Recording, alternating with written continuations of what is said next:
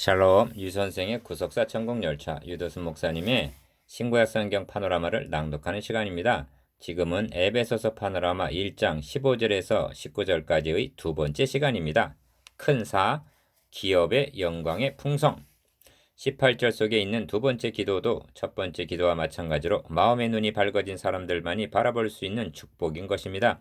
우리는 앞에서 부르심의 소망에 대해서 상고하였습니다. 나를 택하시고 나를 불러주시다니 누가 말입니까? 천지의 대주제자가 되시는 하나님께서입니다. 하나님 아버지, 우리의 마음의 눈을 밝히사 부르심의 소망이 무엇인지 알게 하여 주옵소서. 부르심의 소망에 오래 머물러 있어 묵상하게 하옵소서.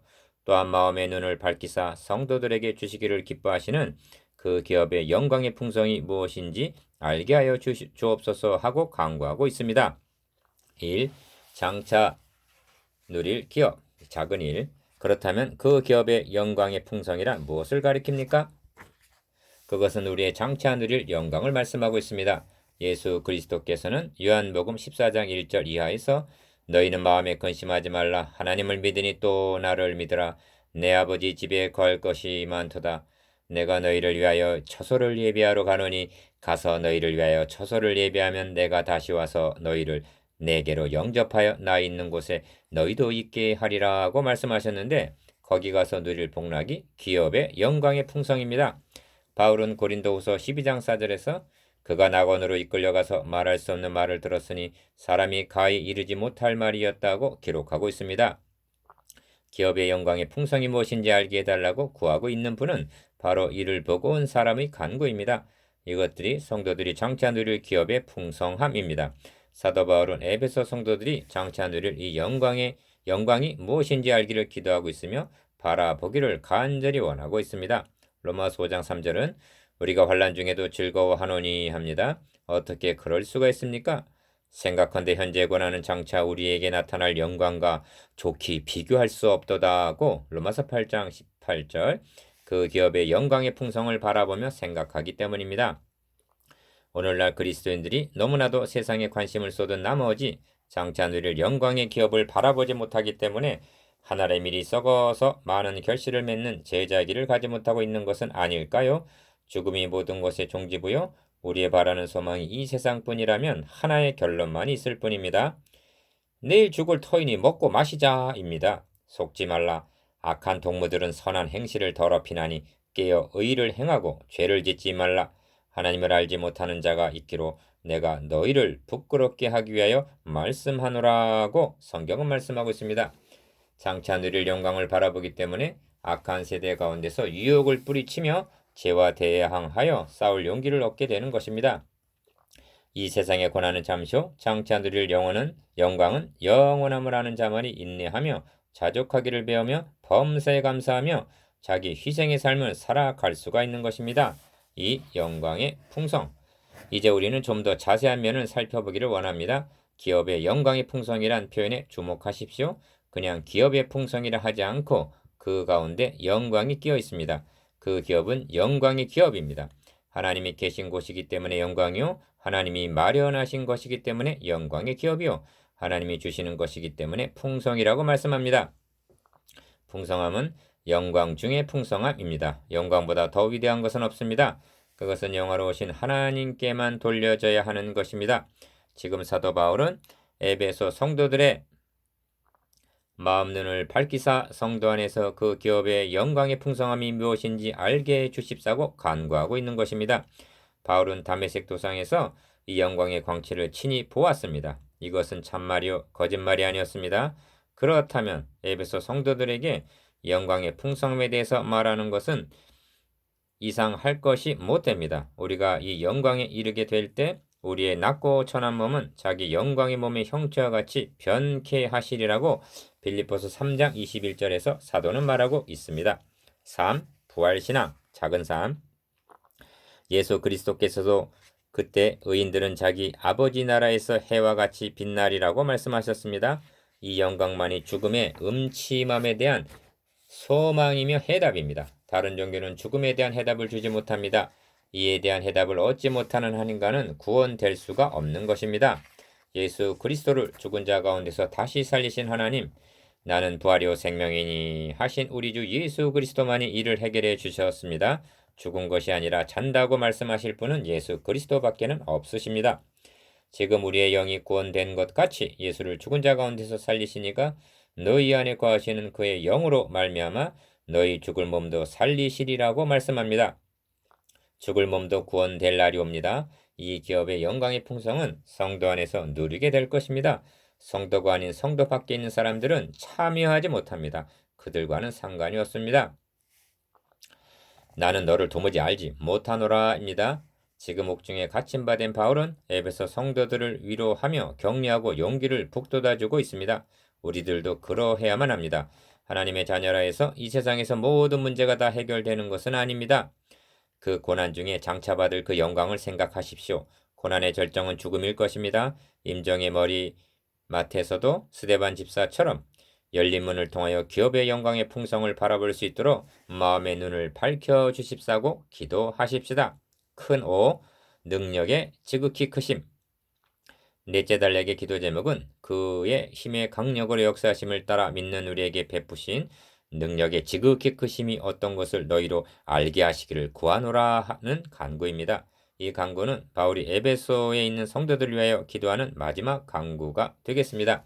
사도는 먼저 지혜와 계시의 영을 주셔서 하나님을 알게 해 주십시오 하고 기도했습니다.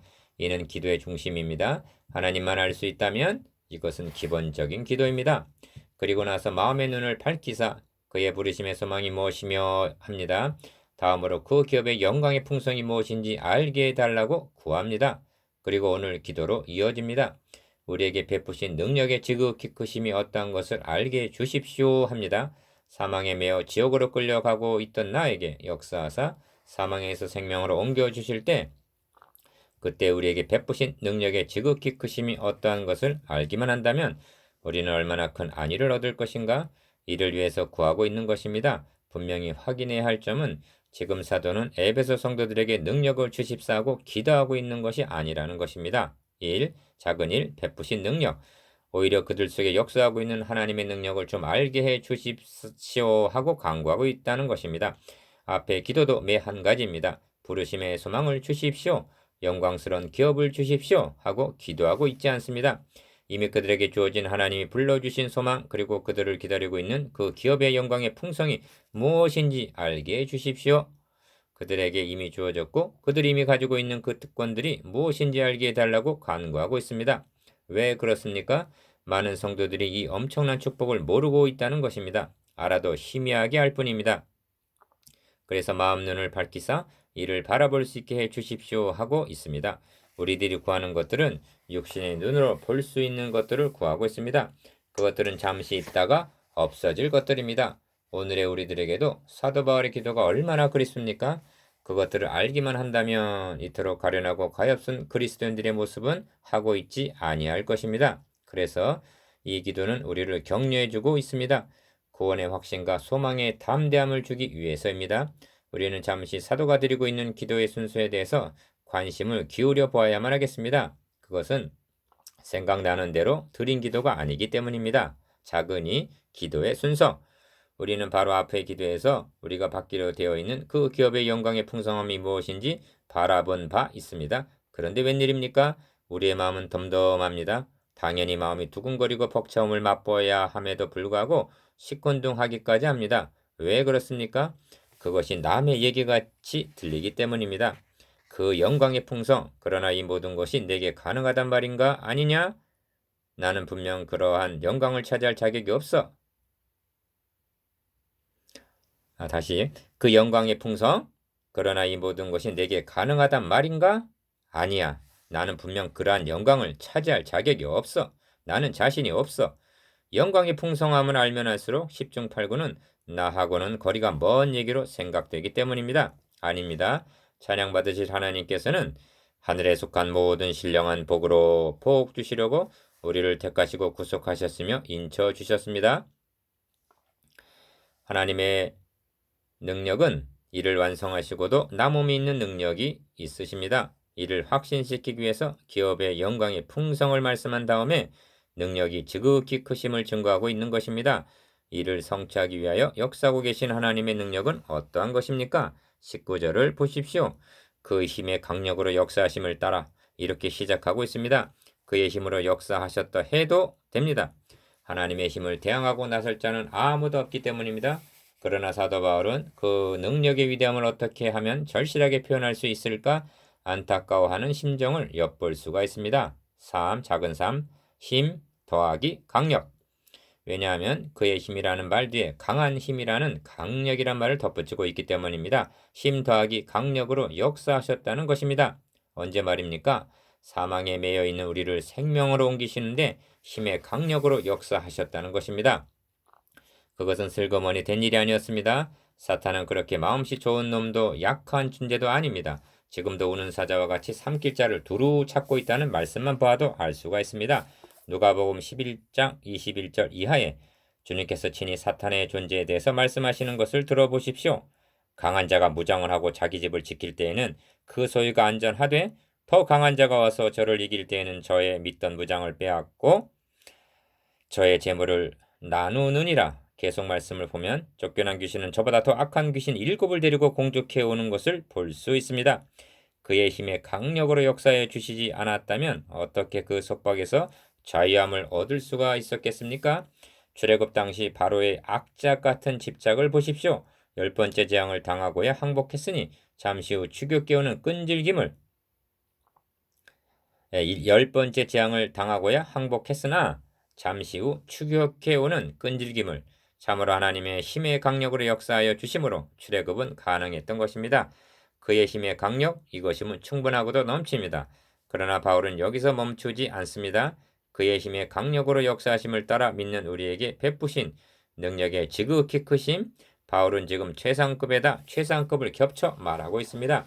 인간의 언어로 하나님의 능력의 어떠하심을 표현한다는 것은 부족하기 이를 데 없습니다. 능력의 지극히 크심, 그냥 크심이 아니라 더 이상 표현할 수 없는 지극히 크심입니다. 여기 동원된 낱말들을 주목해 보십시오. 힘, 강력, 역사하심, 능력, 지극히 크심.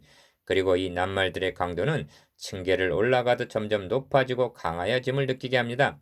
힘보다 강력은 더 셉니다. 그것은 역사하십니다. 그것이 역사하십니다. 그것은 전능하신 하나님의 능력입니다. 그것은 지극히 크심입니다. 그 이상은 없습니다. 말이 모자랍니다. 우리를 구원하시기 위하여 이 능력이 역사하셨다는 것입니다. 연약한 종이 기탄 없이 말씀을 드립니다. 어리석은 자의 말이면 용납하여 주실 것을 믿기 때문입니다. 여러분, 하나님께서 태초에 천지를 창조하실 때에도 이 능력의 지극히 크심이 역사하셨을까요? 성경에는 말씀으로 창조하셨다고 하셨습니다.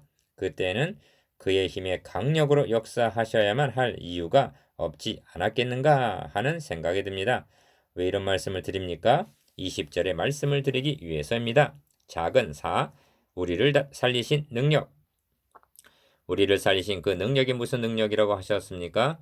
예수 그리스도를 죽은 자 가운데서 다시 살리신 바로 그 능력, 그 동일하신 능력이 역사하셨다고 말씀합니다. 예수님의 무덤을 큰 돌로 막고 임봉하고 군사들이 수직하는 가운데 살려내신 그 능력이 허물과 죄로 죽었던 우리들을 살려내신 바로 그 능력이었다고 말씀합니다. 창조의 능력도 노아 홍수의 능력도 아닙니다. 홍해가 갈라진 능력도 아닙니다. 예수 그리스도를 죽은 자 가운데서 다시 살리신 그 능력, 그를 지극히 높이사 하나님의 오른편에 앉히신 그 능력입니다. 그 능력이 우리를 살리셨습니다. 그 능력이 우리도 그리스도 예수 안에서 하늘에 앉혀 주십니다. 여러분, 이 엄청난 능력이 여러분 심령 안에서 역사하셨음을 믿으십니까? 지금도 계속 역사하고 계심을 믿으십니까? 또한 앞으로 우리 속에서 착한 일을 시작하신 이가 그리스도의 날까지 이루실 그때까지 중단됨이 없이 역사하실 것을 확신하십니까? 묵상해 봅시다. 1. 부르심의 소망이 무엇입니까? 2. 기업의 영광의 풍성이 무엇입니까? 3. 우리에게 베푸신 능력의 지극히 크심이 무엇입니까?